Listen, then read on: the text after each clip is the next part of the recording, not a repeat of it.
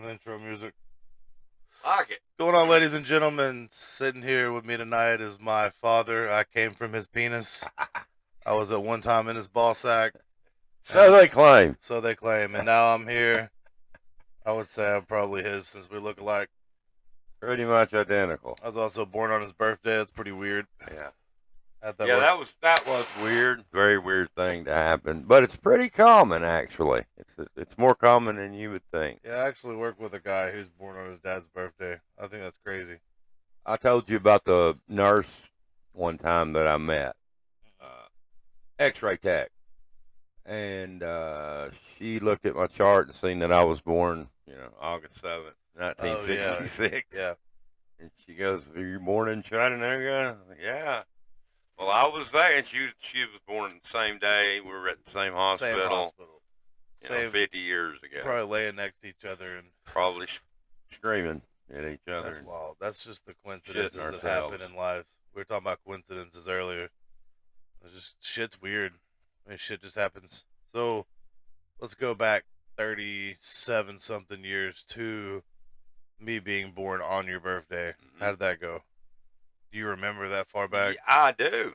Actually, it was just like we're eating cake and I'm having a baby, or it was weird because you wouldn't come out. I mean, not me. You were late. I mean, it's like you were 3 when.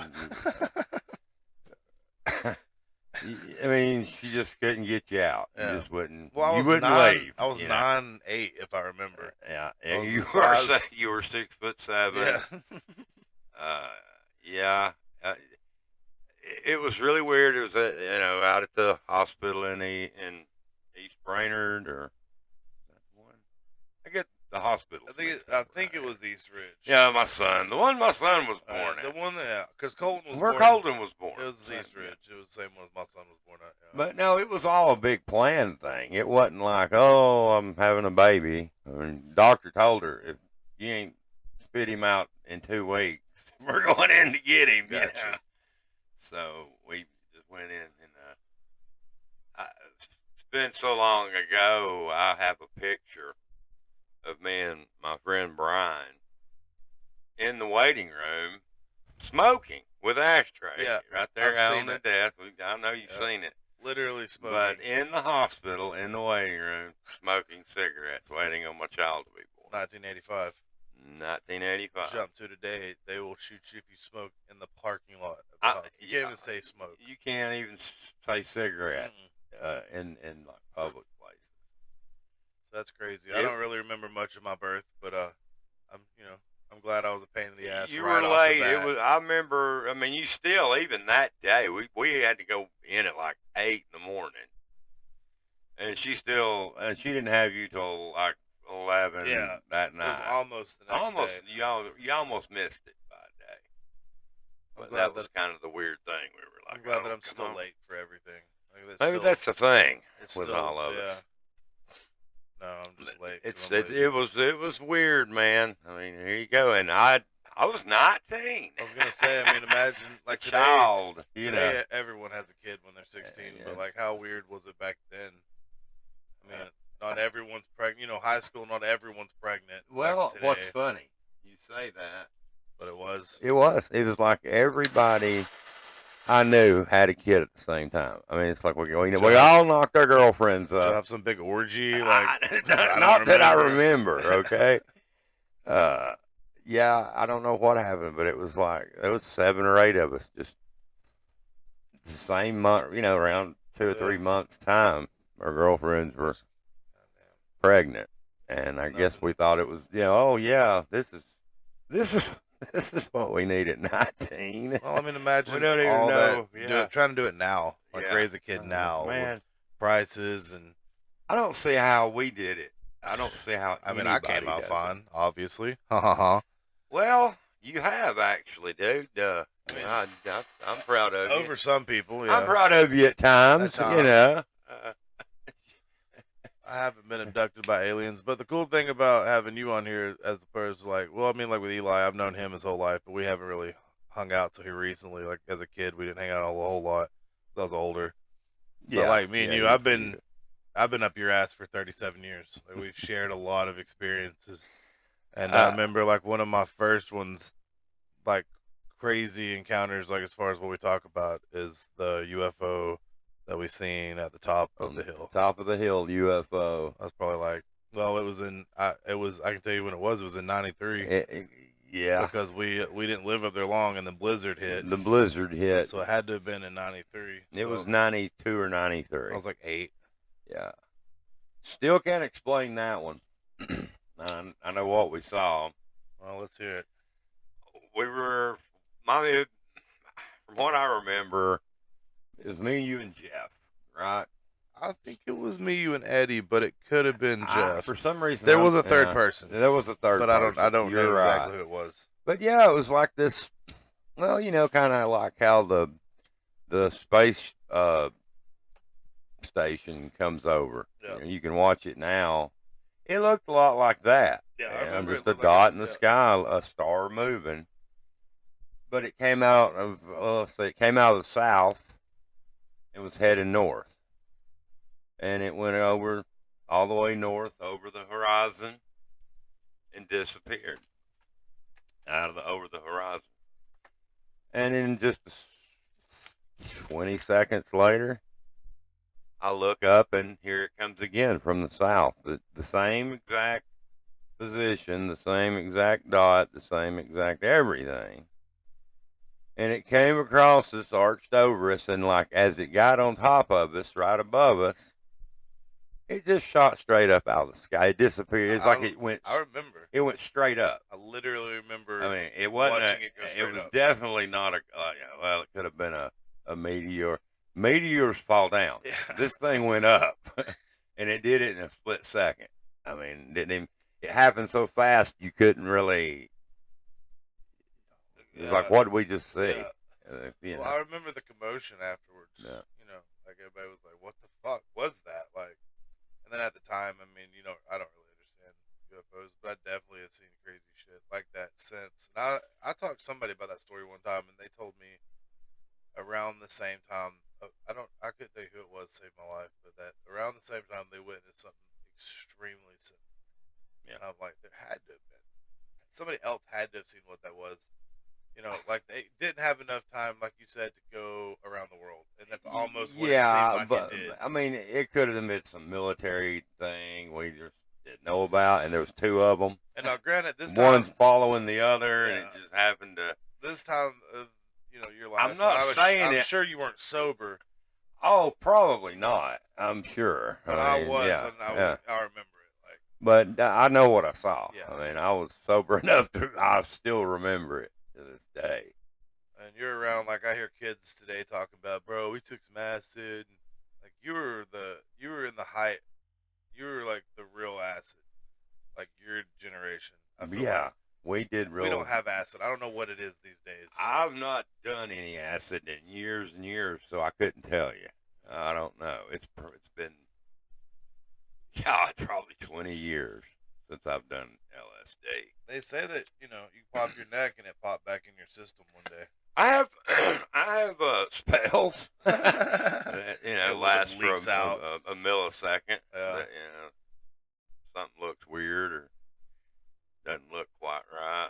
Well, back to some of my shenanigans. I know one of my favorite stories, and I know we've told it a million times, but for the listeners,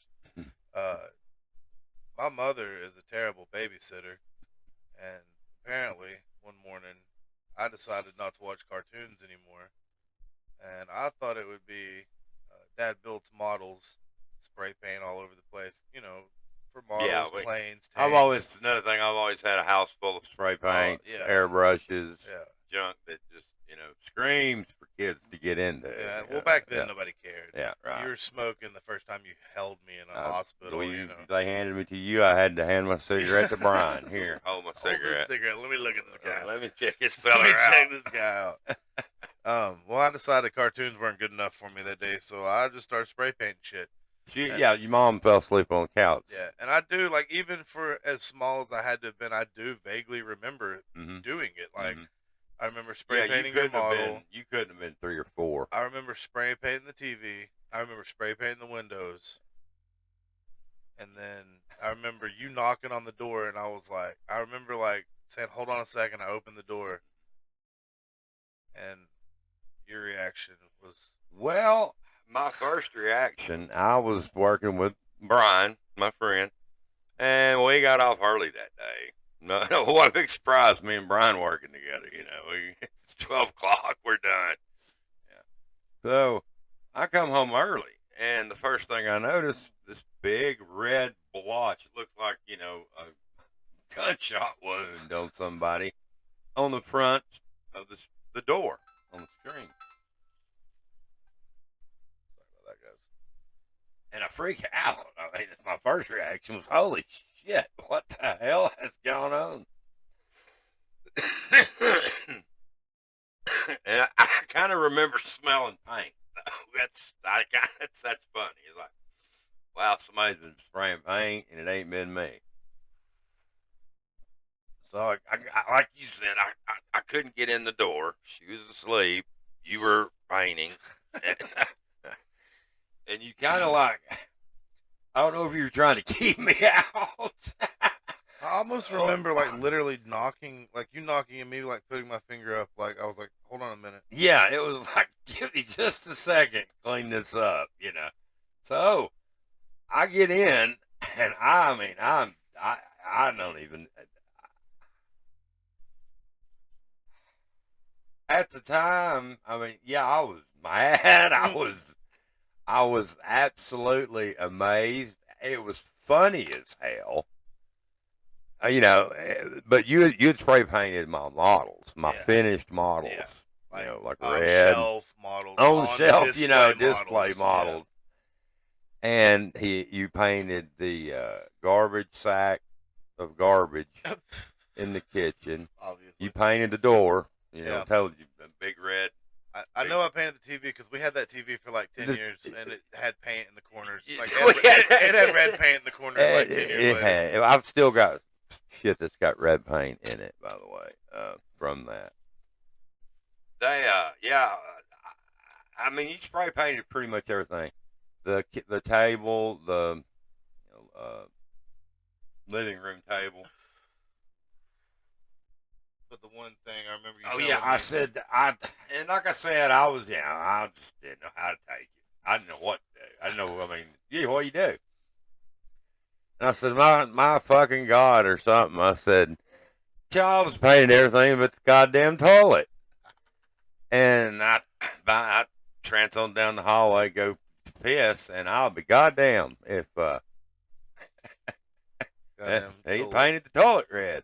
That's wild. So that was when it turned really fucking funny. I mean, it was too much. It was too much. It's like, well, I don't quietly remember what happened first, whether it was that or me setting the entire Saudi Woods on fire. That was good. But at some point, those both happened. Those are in my early memories. That's early, dude. I remember that, and I remember like riding around the yard of my Bigfoot.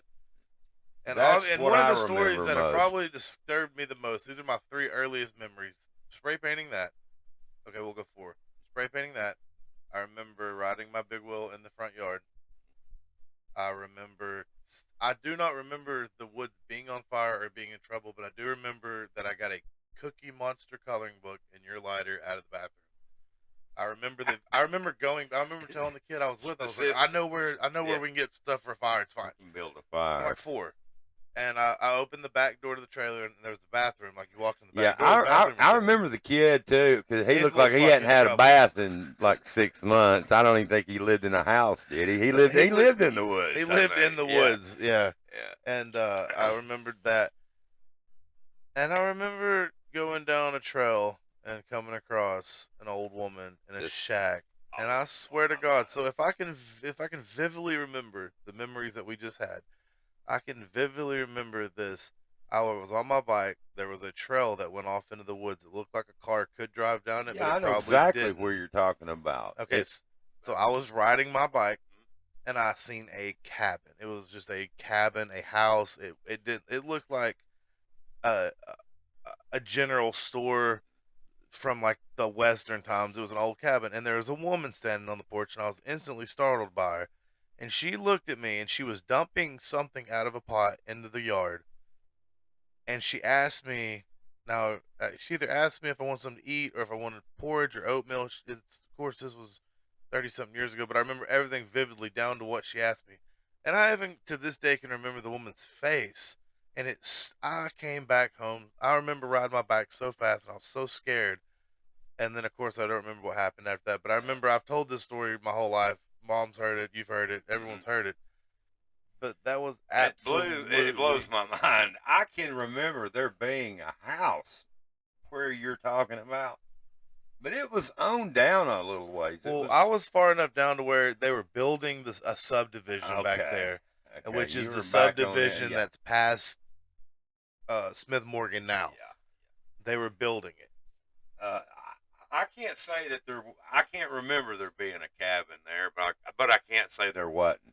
But I'm also wondering if any of this relates to, you having acid in the house. Well, I used to keep sheets of 100 in books on the shelf, so. And I was a fan of the pictures. Yeah. I was a fan of the family picture book. Yeah.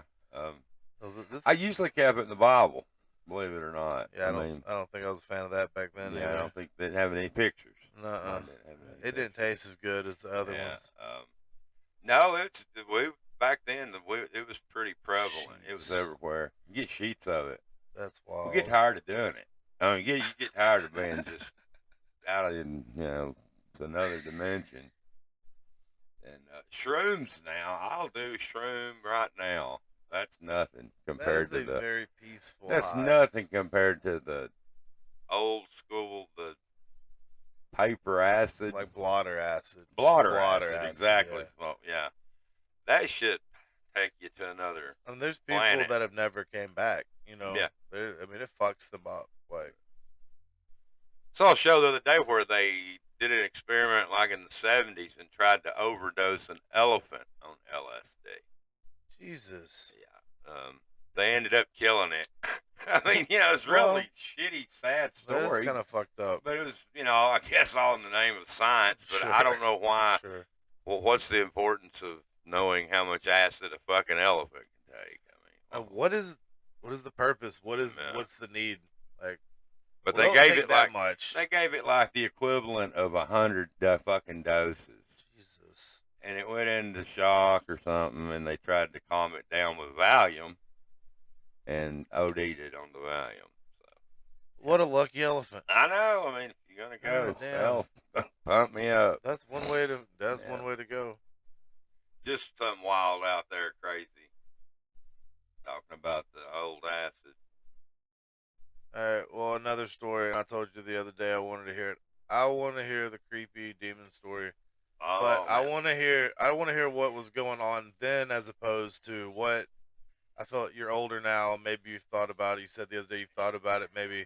Maybe some memories are askew. But you gotta remember, I've heard the story secondhand through someone else. I've heard it through you. You got to remember one thing with an old fart like me. Your memory. Things start fading, But so I remember hearing you tell Jess. I remember the story because I've told the story 1,000 times. I remember the night. Yeah. I mean, I remember it like it was yesterday. It scared the shit out of me. For real. Yeah, like real scared. I mean, it scared me when I heard you tell him years ago. Yeah. Well, your old lady story scares me. Yeah, that's the creepy It even inspired me to do the teddy bear drawing. That was so funny. Yeah. The porridge, yeah. Well, I was always fascinated with you. She tried to give you porridge, and it was an old woman in the woods. And the first thing I think is witch, witch. Of course. Wood, and it's like, and of course, I'm a kid. Does my imagination take over? It was at some point, and then I thought, but I remember the fear. Like you said you're scared from the story you're fixing to tell. I remember to this day the fear that I had. You have that where you're a kid and you're in the dark and you're like, oh, spooky ghost. Okay, stop it. I'm scared. Yeah. Stop.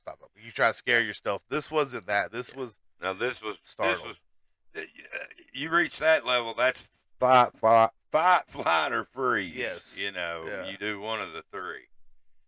That's when you're scared. That's when fear has kicked in. You do one of those three things. A little background. We had just moved. I was 12, 13 maybe. Probably 1979, 1980. My parents had just bought a brand new house up in Middle Valley by the creek up there. And at that time, I loved to fish. I mean, that's all I wanted to do. That was, well, I remember when they took me up there to show me the house. The thing that caught my eye was the creek. I was like, oh, it's got the creek. I can fish. So anyway, we get moved in. They buy the house. A year later, got some friends up on the hill, and there's a guy named, his name was Jeff. Shit. I want to say Jeff Cook, but it doesn't matter. But he was a real weird dude.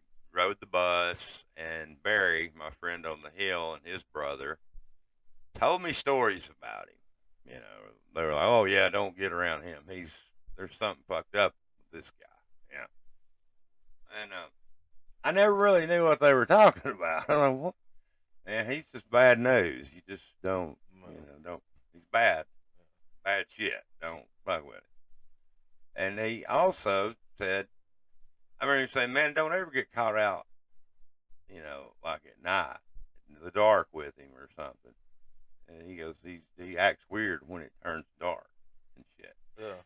And honestly, as a kid, okay, how old are you? Probably 12, 13. Okay. Yeah. So you're old enough. Yeah, I'm old enough. Yeah. I know what, So, weird thing, me and this Jeff guy end up hanging out a couple of evenings, and we're predating drugs, though. Yeah, this was right before the drugs all kicked. Caused the drugs. I was still Mr. Fisherman, nice guy. Yeah. I didn't do anything wrong. I don't even think I smoked that much. Yeah, I was 12. Well, good for you. I was only had a half a pack a day. Smoking 2 packs back then. They gave them to you back then. But anyway, I'll tell you that story. I was smoking. Me and Jesse Wallace were smoking his dad's cigarettes when we were fucking 8. I know this for a fact. We'd steal a pack and go up in the woods and smoke the whole goddamn pack. Jesus. Just one after another. And then, yeah. So that's just shit. I had no chance when it came to that shit. But anyway, the Jeff guy, we decided to go carp fishing one evening. And it was a walk. You had to go up the road and then into the camp area they had, and then down this long, winding gravel road, which was steep as shit. I mean, it's a really steep climb. Fun to go down on a bicycle. And this is Chickamauga Creek. It's North Chickamauga, right over here off of Boy Scout Road. Anyway, we got to fishing. Everything's fine, blah, blah, blah. And it was just weird. I noticed it was, I think it was in the fall, because I remember it getting kind of chilly, and I was like, damn, it's getting dark. Starting to get dark. I was getting ready to let's get on home and go home. It's late. And it kind of, what Barry told me hit me. It's kind of like, shit, Well, it's not dark yet. Okay, it's getting there. So I'm like, come on, man, get your shit together, let's go. Let's get up before it gets dark. I don't want, it's spooky place, this trail that I'm fixing to tell you about. Already. It's just in the middle of the woods. It's dark. So, we get our gear together and start walking back home, and he hold on a minute, man. He pukes. Right? Kid pukes. Throws up. Gets sick. And I'm like, oh, shit. And then everything Barry said is just pouring through my head at this moment. And it was just a weird feeling. I can't explain it. But he was like, man, it wasn't like he was trying to do anything evil or anything. It was like he was sick, And I waited on him and, come on, man, you all right? Get some water or whatever. Come on. Yeah, I'm all right.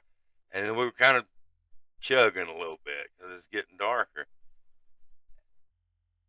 Now, Maybe my imagination. It couldn't have been. I heard footsteps behind that motherfucker, like they were hooves or something on the ground. I mean, you could almost feel the vibration. Yeah.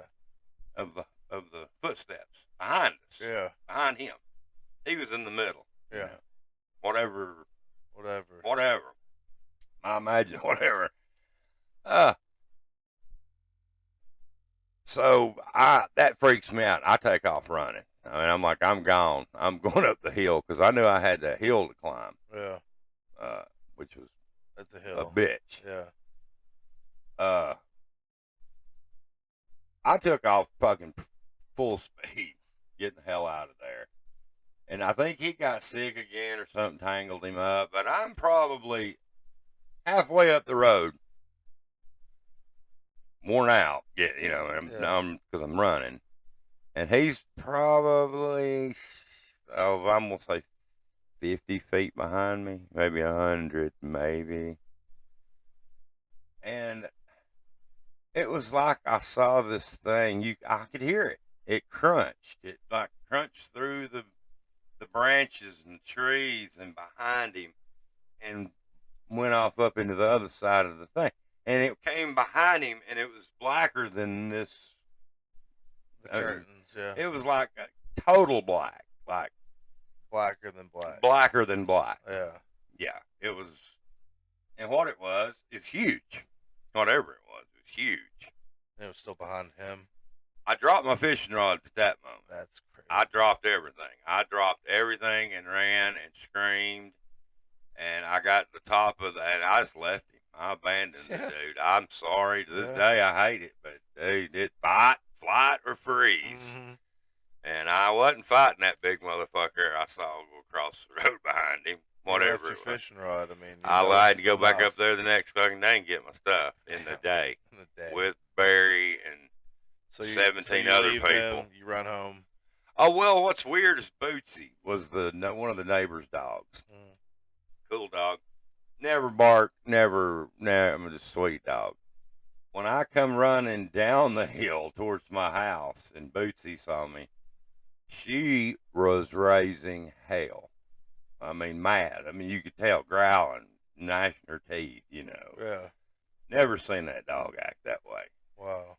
And I got home and I was like, God damn, Mom, I think it was one of the first times I really just let out a bunch of explicit fucks and goddams in front of my mom, in a manner that, or never been heard before. Yeah. I was so scared. Yeah. And it scared me. It did.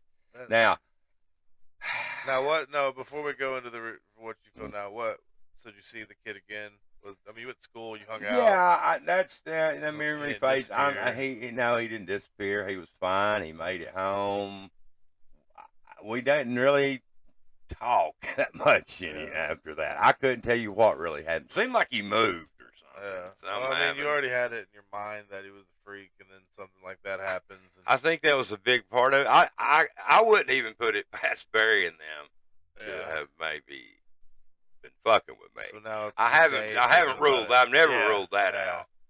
Thinking about it today. But the dog is what got me. Yeah. When animals, you can watch animals and learn shit. Absolutely. I mean, just Yeah. And I mean, this dog seen you run on. I knew Bootsy every day. I mean, she lived with me. People. It wasn't like, oh, he's fucking running. What the fuck? No, there was something. And that dark. I've seen that dark on dark before. Yeah, it was just it's kind of like it was quick. But I heard it. That's what the thing in my mind was. In my mind, I don't know. I mean, I felt it. Yeah. On the ground, like I stomped my foot. Yeah. You feel that? I felt the ground shaking. Not shaking like an earthquake, but I felt the percussion from it. And like I said, I remember he was bent over throwing up and behind him, just in the silhouette behind him, that whatever it was, then you seen Predator, where Predator, does the camouflage thing. It was kind of like that, sort of pixelated, dark. I don't know, but it was just all black. I know that. Was it nighttime at this point? It was dark. You could call it dark. I gotcha. There was still a faint bit of enough light for me to see. Yeah. The contrast. Gotcha. You get me? Yeah, but you could see the dark. You could see that it was darker than the surroundings. Whatever that was, and that could have been a deer that was over there, and just all I saw and heard was the deer. In your imagination, you're thinking about all the crazy stuff.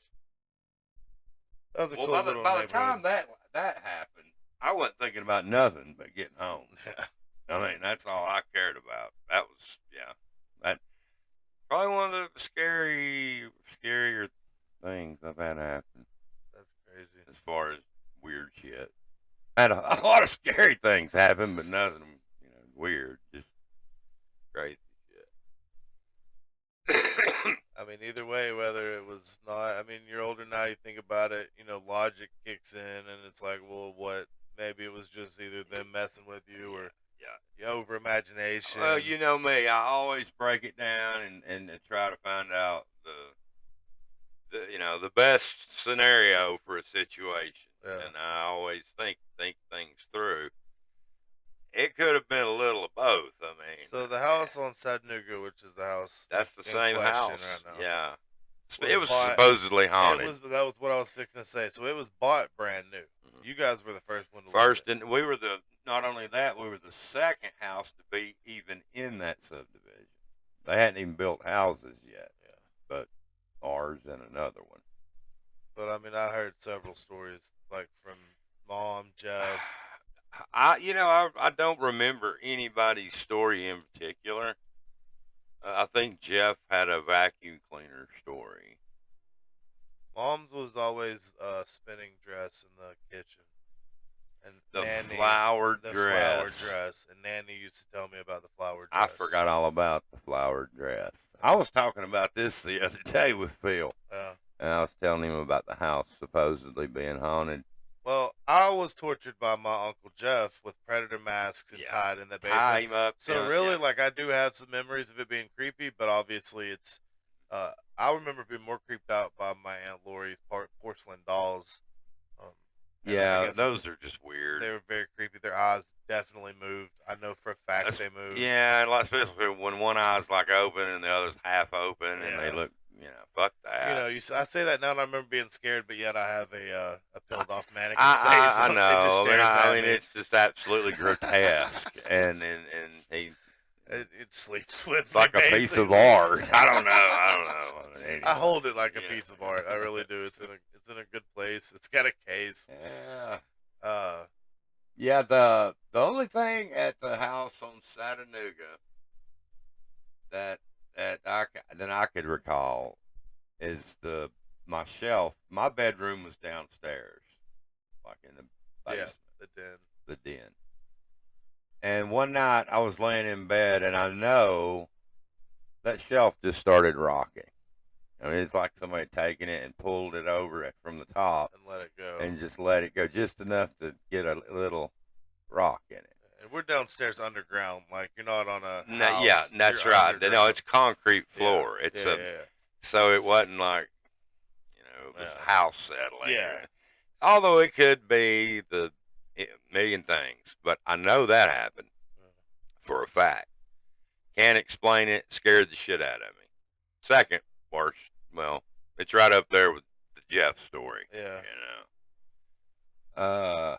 The one I really can't get out of my head though,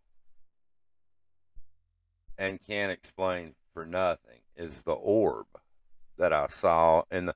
You know how in the house it had the stairway. You come down, it had the little platform, then you go down. Yeah. We were leaving. I think it was all of us, me, your mom, everyone. We were leaving out the garage. And it's like we turned one of the lights off, and as I was walking down that second set of stairs, it was like almost like a bubble, like somebody had blown a bubble, but it was blue and white and floating, and probably about the size of a tennis ball. And then it just broke up into nothing. Wow. And I saw that. Now, I can't testify that I wasn't on any hallucinogenics. Because they're like, I mean, I wouldn't have. If I had been, I wouldn't have thought anything about it. I don't know. What was the reaction? I mean, right then. I can't really remember. I was like, what the hell was that? I think I asked your mom or something. It's like, what the hell did you see? I don't recall if she saw it. I don't think she did. That's crazy to see an orb. Like, I've seen them in pictures and videos. But it looks just like the ones you see. It looked just like it. Orb. Yeah. The only thing, and the irrational mind, when we turned the light out, maybe my eye just did a weird thing. But this lasted for like 3 seconds. I mean, that's a long time for something you don't know what the hell. And, but it did. It looked like an orb, kind of see-through, blue and white. We're talking about a 2-story, 3-bedroom, supposedly haunted. Supposedly haunted, but a huge house. I mean, a massive house. How much did your dad pay for it? Oh, well, in 1979, he paid $45,000. That house would easily go for $100,000, like $700,000, like. Dude, probably. I mean, and the location where it's at now, the subdivision, and that house is still. I mean, it's still a good-looking house. I mean, even today, that whole subdivision looks good over there. Well, the good thing about that area, that neighborhood, is they'll never put another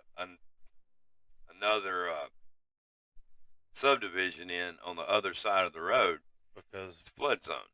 Oh yeah, no, you couldn't. They could never do it. I'm surprised they didn't flood over there. I'm surprised they let them build them. Yeah, that field used to fill up. I've seen it look like a lake. Field, yeah. I mean, it floods Boy Scout over by the train tracks when it rains too much. Yeah, that's a real bad spot right there at the train tracks. We've lived in a lot of houses. We moved a lot, growing up. Were there any houses that we moved into that were fucked up as far as like creepy shit going on, or besides shitty neighbors? No, nothing like that. Nothing. There was one that me and your mom both. It was up in Saudi, and we were gonna move in, and me and her both walked in that house, and just there wasn't nothing wrong with it. I mean, it wasn't like any other place we'd rent, but there was something about it. Me and her both talked about it, like, nah. No, we can't stay here. You're free to move. You got a wire. Oh yeah, okay. You got a long wire. Well, I'm used to dealing with Phil, and he'll put you on a cord like 2 foot long, and then you knock everything off the table. Are you drinking a beer? No, I'm looking for it. Oh, it's right there. Why do you have a beer? Because I'm using it. Where the fuck did you get a beer? We had a bottle up there. Not beer. Oh, it must have been. It is a beer. What do you mean it's not a beer? It's a fucking bottle of Bud Light. It must be Eli's. I was like, damn, Dad. He's getting ready. He's getting ready for the podcast. It'll get real interesting here in a minute. God, we'll go get some Code Red vodka, and I'll have to censor shit. Go ahead and get some Code Red and what was that? Bacardi. Bacardi. That's what I meant. Yeah, no, I got a Code Red the other day at the store, and I drank it, and I was almost sick. Yeah, but it was so good. Like, it tasted so good, but I was almost like, no, I couldn't drink one. There's no way. Me and Dad for a good solid probably year and a half, maybe year. I mean, just rambunctiousness, stupidity of the best drink. Highest level. If you really just want something that's delicious, sweet, and will fuck you up, is Code Red Mountain Dew and Bacardi Clear Superior. You just drink it together. It tastes like angel queefs. It just farts. It makes you so in such a good fucking mood, but it turns on you. It will turn on you quickly. We got so fucked up, we grew up terrible. Not terrible. We grew up horrible. I grew up rough, but it's made me what I am today, and I don't hate any of it. But even later on, like the time where we were getting fucked up all the time. I mean, we got like a $300 loan or like a $200 loan. We drank Hamilton it that night, place, didn't we? And we left the loan place. I think we cashed the check at the liquor store. Yeah. We got liquor. We got a hotel room, and we got shit hammered. You threw up everywhere. Every damn where. I remember being fucked up, and God, it was so bad. I was I'd rented some movies from like Hollywood Movies or something, and I was selling them in the Hamilton Place parking lot. It was I had Terminator 3 and some PS2 games. I'd rented a bunch of shit somehow, and I was selling them for like $10 or $15, and I sold all of them and made more money. We got more shit. And then I guess you were working at McLaughlin. We were on the Super 8 on Bonnie Oaks. Yeah. That would And be, I woke up and you were gone. I guess you had went to work. I don't know if somebody had to have got you. We didn't have a car. I don't think. Yeah. No, maybe you did have a car. Maybe we did have. Yeah, we had to have a car because we were getting around. Yeah, we had. It was like the LTD. Yeah. It was some one of the crazy cars. The big black car. But you were gone, and I was like, checkout's at 11, and I'm like, fuck. So I remember that. I remember we had probably stayed in this hotel room for like 2 or 3 days. I remember packing all of our shit up and then rolling it in a sheet and then putting it in a garbage bag. And I had to carry it from there to down to Bonnie Oaks to catch a bus. I took the bus loaded with this huge garbage bag, and now I'm fucked up still, hungover as shit. And we were doing Klonopins back then. That was the Klonopin days. I had to go downtown, get off that bus, get on another bus with the same huge bag of just throw up clothes and fucking lottery ticket scratchers that might be winners, and whatever little bit of liquor we had left. God. And I ended up getting back to Hickson and getting to grandmother's, which was like home base. That was base. I mean, we had several houses, but there was Memo's house was always home base. Base. Yeah. That was base. It was. Okay. Yeah, it's. Now, what about that house? That house wasn't bought new, was it? Or was that built? Did they move into it? Thinking they moved into it. I don't know how old it was when they moved into it. I know it wasn't new. None of that. I mean, oh no. That was her house. They've been at that house since the 40s. Gotcha. I mean, really, for real. Yeah, since the 40s. Jesus. Yeah. That's the scariest house to go up under. There's no like supports. I don't see how. Well, I do see how it stands. The wood has petrified. It's so old you can't drive a nail in it. You can't shoot a screw in it. It's that hard. Damn. So it's not holding up. It's just a solid mass. Piece of that old house, man. I mean, I tell you, that house has seen it fucking all. I mean, it was literally like UNICEF there. For our family, for Marlene's family, it was all family, and not even family, friends. There was 20 people in it. Goddamn, we Mexicans. Literally, I mean, literally, the whole family. Two Memo's room, dining room, like immigrants. We used to. It used to reminds me of like Charlie and the Chocolate Factory, or like those movies were like. But we'd all like laugh. I remember everybody would tell stories at the end of the night, and like you go to sleep and. I mean, it was crazy. And, I mean, there was times where it was literally, like, our family, Marlene's family, Marlene Rigg's family, the girls, and hell, Nanny, Everybody. And everyone was in and out of there. That was probably the most... That house has always been that way, though. Was it? With other people, with other families, before we came along. Yeah. Everybody's lived there in that house. Both their mothers lived there. My really? My great grandmothers lived out. Yeah, wow. Lived there. They took care of them. Yeah. There's always people in and out. Always. I remember it had the scariest shower I've ever seen in my entire life. That shower used to shock the fuck out of you. Believe it? Yeah, it was like wasn't grounded. Oh, Jesus. And if you didn't go back and flip the switch before you took a shower, it would knock the holy piss out of you. And I just remember like later on, it was so rusty, and it was a stand-up shower. Yeah. And then Cajun or whatever his name was across the street remodeled it and built her an actual bathtub and all that. And then that's basically what But I do remember like staying there and having to go to and being like terrified I was gonna fall and cut myself in half on this fucking. Like you stepped over it. It was it wasn't a bath, so it was only like a 2-inch, maybe 3-inch rusty death trap. Just a 100-year-old house, man, older. That shit's crazy, and there's more stories that comes from that house for me. I lived there. Well, that was definitely your home. That was mine too. What happened with me is when my parents bought the house in Middle Valley, I was 12, 13, going into junior high. And at the time, that was zoned for Red Bank. I didn't want to go to Red Bank. I wanted to go to Hickson. Yeah. Gotcha. I wanted to go to Hickson. Yeah. So I just packed my shit up, moved in with grandparents. Basically, what I did. That was my move. I did the same thing you did. I mean, I actually did. That's no bullshit. They couldn't figure it out why I get away with everything. Number one, Same. I can murder people here, Mom. You won't let me do nothing. Yeah. So that, and then the rest is history, and it's been quick. And then the end was the roughest. Like it really got shit on the end. That was the biggest shit storm. And it got bought out by a piece of shit. I don't even really like talking about it. Yeah, it's just terrible. It's one of those. I hadn't been over there in years. The dude owns like all 4 houses. As soon as you pull up, he comes out. Like I don't know what his deal is. No, he's crazy. Yeah, he's super crazy. Mental. Kevin. And I thought it'd be cool. I was like, hey man, I grew up here. I was just looking around. He was just like, can I help you? I was like, I'm not like touching anything, dude. I was like, we were pulled over on the side of the road. We didn't pull in the driveway. I was just showing my ex, where I grew up. You can still see the spray painting on the walls. Wow. Which was fun because, so Dad lived there, and then I lived there for a while.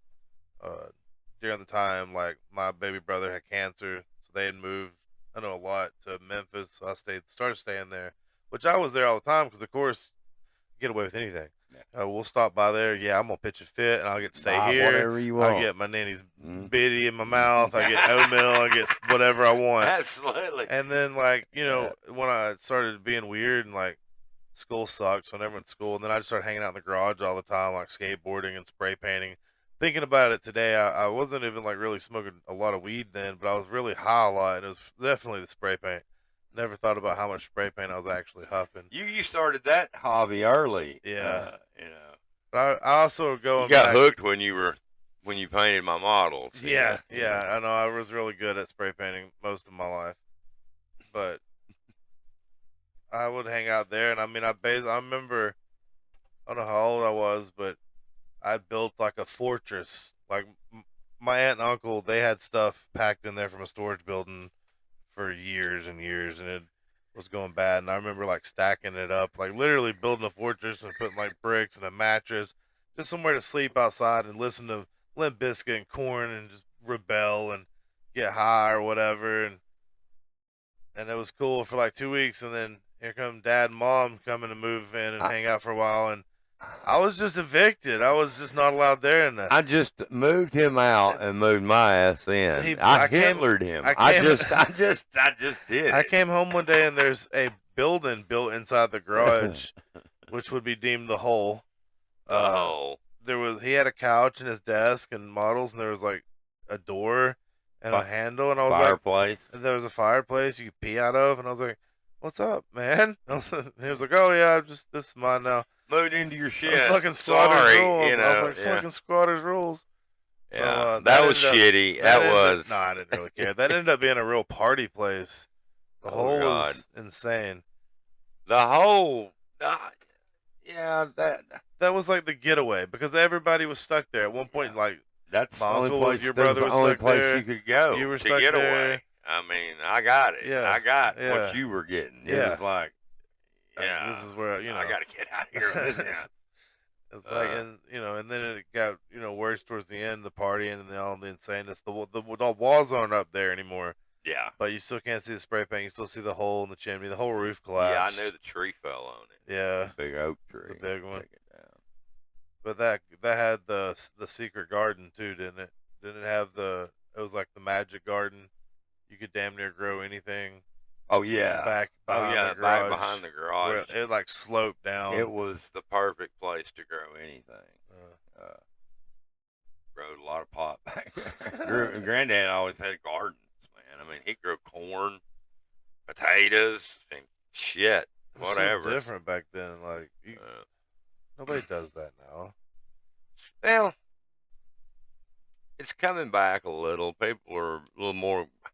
Well, the goal is to become a little more eco-friendly and self-sufficient at the same time. Well, that's what we got. Farmer I markets. think it would be neat if people, instead of spending thousands to make grass look good, it's fucking grass. Put you some planters in there and tomato plants and food. Grow something more, you can eat or use, smoke or whatever. No, they put a vacuum out now. It's a lawnmower vacuum for your yard. It cleans up all the dead grass and leaves and vacuums it basically. Pretty amazing. I thought about getting that blower the other day for the house. Electric blower, leaf blower, and just come through about once a week. Yeah. Blow everything off. Fritters will love that. I'm sure he'll absolutely love that. Chase him with it, corner him with it. Well, out of all the creepy stories and all the crazy stories, and there are many more, there'll definitely be a Dad and Shane part 2. Oh, definitely. But I do want to leave. We still got a little bit of time, but I do want to do another one of my favorite stories. I'll set the scenery and then let you take over. I'm driving a blue car at the time. It is raining. It is raining a lot. And I drop him off at what I believe might have been the Ace Hardware in Red Bank. You know where I'm going with this?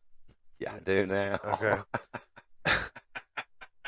So, blue car, raining, Red Bank. I drop you off at Ace Hardware. I wanted to go to Radio Shack real fast. So I drop him off. He gets out of the car, and I'll let him take over from here. Well, Shane, you can say one thing. Your life has not been boring. Might have sucked, but it hadn't been boring. Yeah, I took Dad to Ace one day. And Dad had been eating some Xanaxes. Just a couple. And I had to go get some sandpaper. Xanax does erase your memory, but it would never erase this memory. This is something that I'm surprised I'm not dead from it. Okay, I mean, honestly, it's scary after it happened, but it's so fucking funny. But anyway, you got Ace Hardware, and beside it, there's Radio Shack. Shane goes to Radio Shack. He drops me off at Ace. I go into Ace. Shane's in a blue car. Okay. So I go into Ace. I'm zannied out a little bit, get my sandpaper, pay for it. And I'm looking in the back, walking out the door, making sure I got my stuff, and I see the blue car sitting there that I just got out of. So I'm not even paying you know how you just jump in the car, you just ready to go, let's go. Well, that's what I did. I just opened the door and hopped in. And when I hopped in, I swear to God, if I didn't sit on my fucking balls, okay? The little side rise on the seats. Caught my nuts, just dead on, just fucking clacked them like goddamn, pulled fucking balls, And I go into this tire and I'm going back and forth. Going, goddamn motherfucker, goddamn motherfucker. And I stop for just a second and I look over to my left. And there's a man that I fucking don't know from Adam's goddamn house cat, sitting there looking at me with the most terrified fucking look on his face I've ever seen on a human being. I mean, I can see it right now. And immediately I knew what I'd done.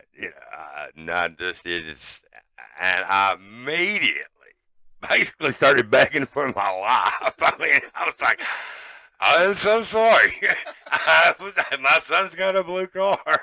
And I thought, he just ran out. And it's like the more I'm trying to explain, the crazier I look. Because I'm like, and then I sat on my balls and I was screaming, it hurt. And I don't think the man said a fucking word the whole time. He just had this horrified look on his face. And I got out just apologizing. And Cut to my view of pulling up behind this car and watching him get out. I've realized what he's done, except I have not realized that it has went to this extreme. He gets in the car and he's like, "Go, just go right now." I'm like, "Rob him? Would you fucking let me know something?" No. And he is laughing to the point he is in tears. He couldn't tell me. We probably drove for like 10 minutes before I finally got him to calm the fuck down and tell me. And I'm pretty sure we pulled over. It was probably one of the funniest. To just that poor guy. I don't know out of my 24 people that occasionally listen to my video if you happen to be one of him, but please contact me. We have. I assumed he probably never left the house again. He probably. I mean, it was hilarious at the time and all that after. Then I got to thinking, man, what if he had been packing? Yeah. Or what if he was a woman? Yeah. A female. Yeah. No, and I get in the car, and the first thing I start doing is going back and forth and screaming, "God damn, fuck, God damn my nuts, God damn, fuck my nuts." I mean, I'm talking splatter time. I mean, it just happened. Just so happened he was just terrified. It's just. Didn't own a gun, apparently. This one don't have a gun. Yeah, this one don't have a gun. Thank God. You couldn't do that now. No. You would have. You couldn't do that then. Yeah. Oh, the funniest part is I didn't even get anything at Radio Shack. Yeah. But I love that. That's one of the all-time top ones. That is right such there. A good story. Like I should have even wasted it on part one, but we've got plenty. There's some good ones. There are some more. Well, dude, I'm super glad we got it's to do this. Been a blast. I know you have a lot more to say politically, but I'm not smart on that aspect. We don't do that, man. Well, we'll do it one day. No, because this is going to be my outlet. This is the happy. This is my happy outlet. This is where I don't care about the real things. No, this is honestly just sitting back, remembering good times. Yeah. You remember bad times, then you remember scary times. I like the stories. I mean, we've all been on drugs. Yeah. All of us have addict stories. All of us have fucking ran from the police. We all have cool stories. We're all fuck ups. We're all fuck ups. Horrible fuck ups. But that's why we're good people. We are good people. Because I don't know why the fuck. I don't know what the fuck's wrong with the rest of the world, but some people, view. I don't know. It's everybody else. It's not me. Yeah. It really is. Well, fuck yeah. But hopefully, if the demon child was listening as well, I'd like for you to call. If the demon kid from Boy Scouts out there somewhere. Yeah. Jeff, call in, man. Yeah, Jeff. I'd like to see how you're doing, how that thing's going on with you. Hey, if you're not too busy getting chased by, got that demon looked at or whatever. I don't know. Hey, guys. Well, thank you always for tuning in. Dad, we'll get ready for part 2. Yeah, man. And we'll catch you guys on the flip side. Oh, my music won't play. I broke it. Did I break it? I probably